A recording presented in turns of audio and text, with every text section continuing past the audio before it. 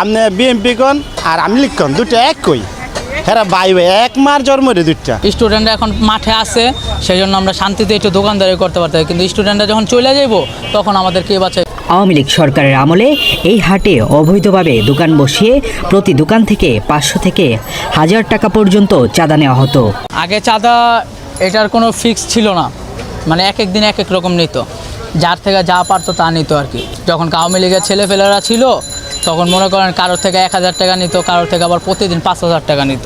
গত 5 আগস্ট আওয়ামী লীগ সরকারের পতনের পর শিক্ষার্থীরা কাউকে চাঁদা তুলতে দিচ্ছেন না, এতে করে স্বস্তিতে আছেন ব্যবসায়ীরা। এখন চাঁদা মাদা নেয় না, আগে কিন্তু 800 টাকা করে নিত আপনার, খুব জুলুম করতো আগে, অনেক জুলুম করছে। 800 মানে ছোট ক্ষুদ্র ব্যবসায়ী তাদেরকে তার চেয়ে তো নিচ্ছে 600-700 টাকা নিচ্ছে, কিন্তু এখন চাঁদা নেয় না। আমরা এখন ব্যবসা করতেছি খুব আরাম, ভালোই।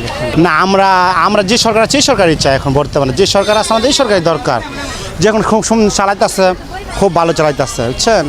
চাঁদাবাস নাই, কোনো কিছু নাই, চাঁদা মুক্ত। আপনি বিএমপি কোন আর আমি লিখুন দুটো একই হ্যাঁ ভাই ভাই এক মার জন্ম রে দুইটা। যে তত্ত্ব সরকার আছে এটি খুব ভালো, আমরা এমন সরকারই চাই। আগে অনেক চাঁদা নিত, অনেক বের করতো, নাম করতে চাঁদাবাদি নেয় না, আমরা শান্তি আছি। ব্যবসায়ীরা জানান আগে হাটে সব ব্যবসায়ী চাঁদা দিতে হতো, তাই জিনিসপত্রের দামও বেশি ছিল।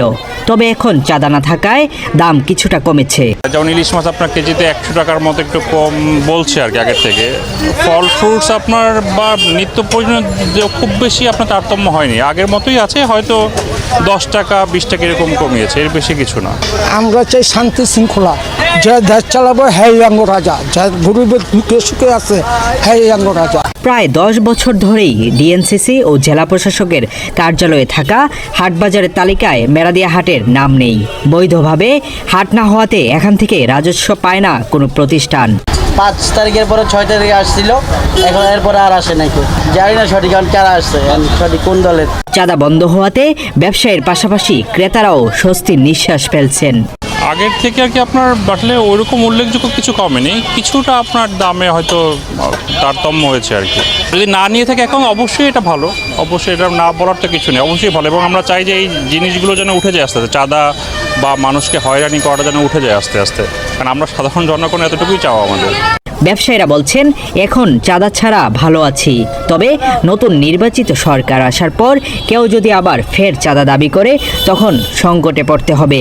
স্টুডেন্টরা এখন মাঠে আছে, সেই জন্য আমরা শান্তিতে একটু দোকানদারি করতে পারতাম, কিন্তু স্টুডেন্টরা যখন চলে যাইব তখন আমাদের কে বাঁচাইব, তখন তো আবার এটাই শুরু হইব, এই জুলুম অত্যাচার, তখন আমরা কোন দিকে যাব। সরকার আইলে আল্লাহ বসায় যদি নেয় তাহলে তো পরেরটা তো আর হয়তো কইতেরি না।